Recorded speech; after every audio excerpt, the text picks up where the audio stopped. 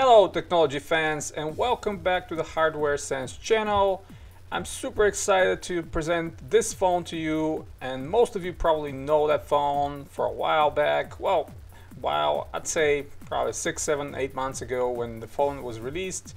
A lot of popular YouTubers reviewed that phone. Obviously the price was way too high at the time, but now it's finally reasonable, so I was able to grab one of those, and this is the Xiaomi Mi Mix. It is an amazing piece of device technology, and the one I grabbed is the highest version. This is the 256 gigs version of it, 6 gigs of RAM.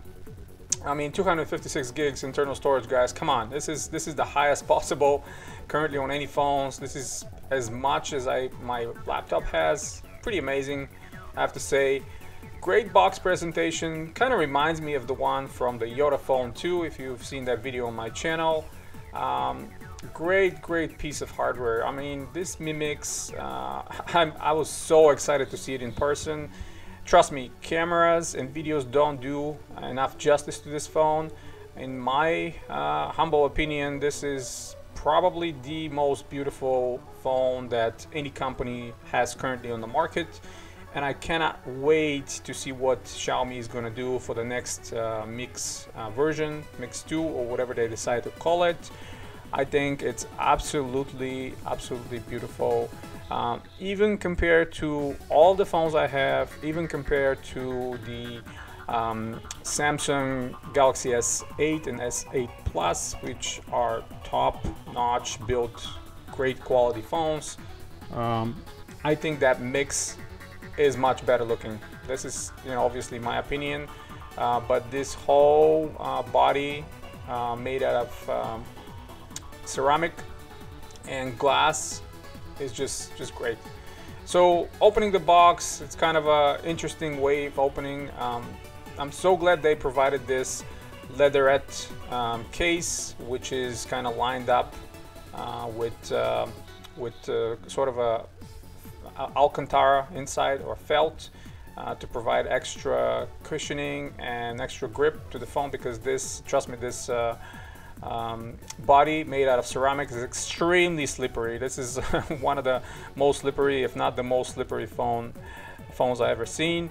The first little box on the right side, we have the charging cable and data cable, of course. This is the USB Type-C to normal USB Type-A. Very nicely bundled in the box, and on the other side of the same little box, we have the charger as seen on the icons on the box.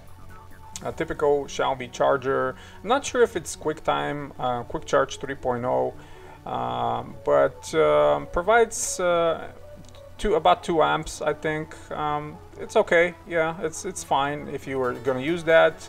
As mentioned in many videos before, I directly plug into the walls. I have those USB combos plus outlets installed all around the house, so I really don't need these chargers.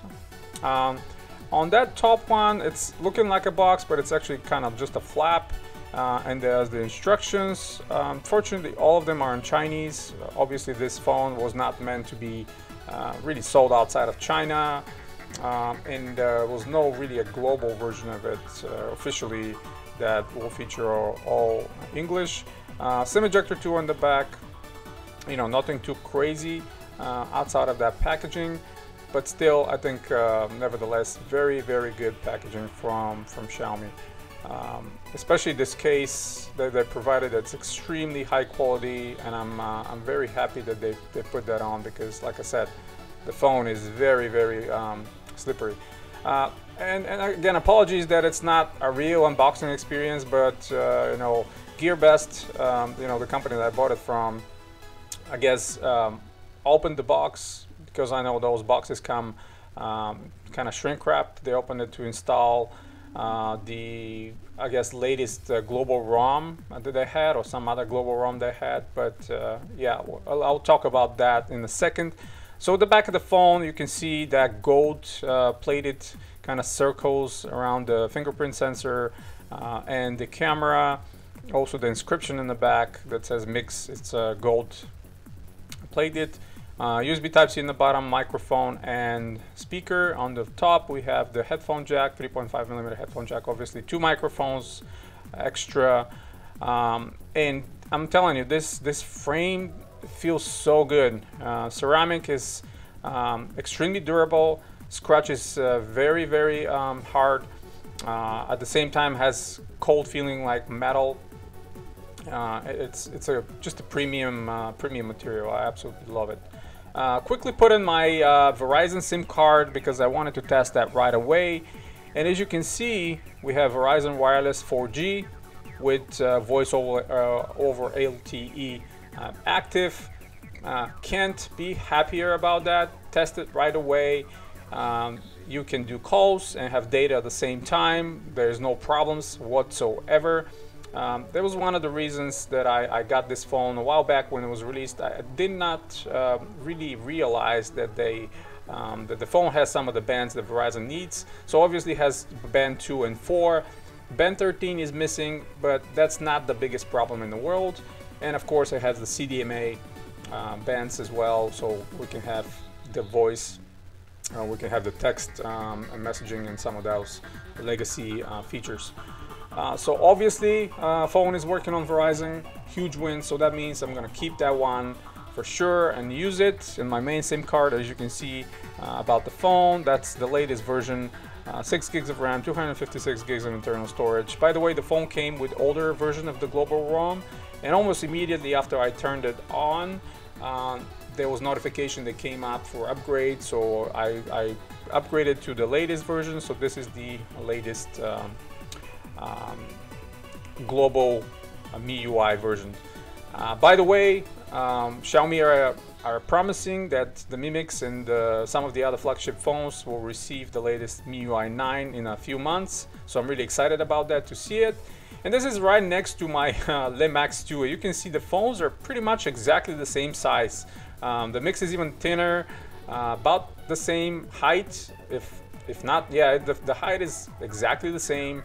But you can see the biggest difference is that screen. This screen is just absolutely amazing. 6.4-inch IPS screen versus 5.7-inch on the Le Max 2. And you can see phones with exactly the same size.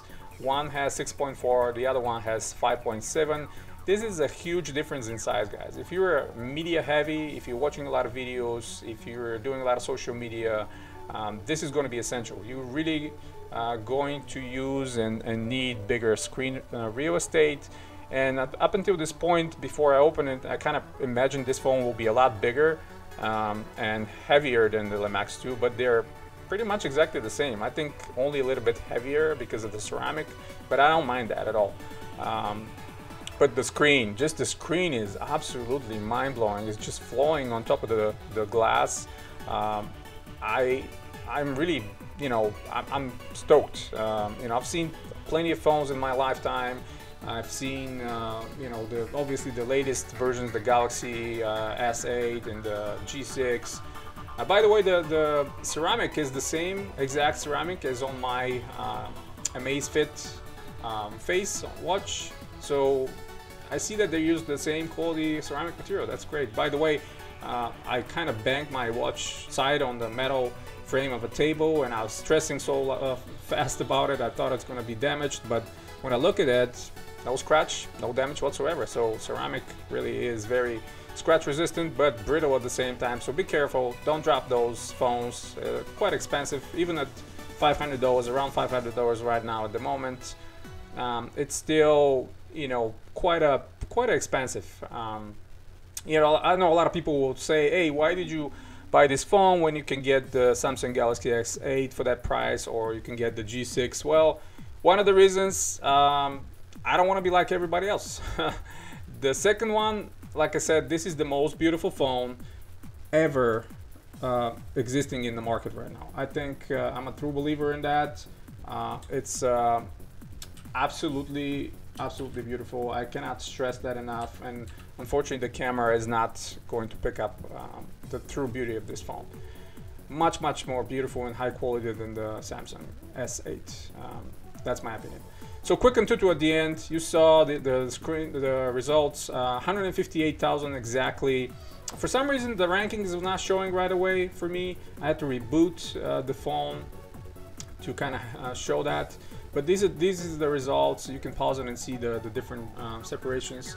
I think 158 is exactly up to par to what you know, I would expect from Snapdragon 821 with 6 gigs of RAM. Pretty much the same score that I got on the Lip Pro 3 with the same processor. So this is very, very respectable score.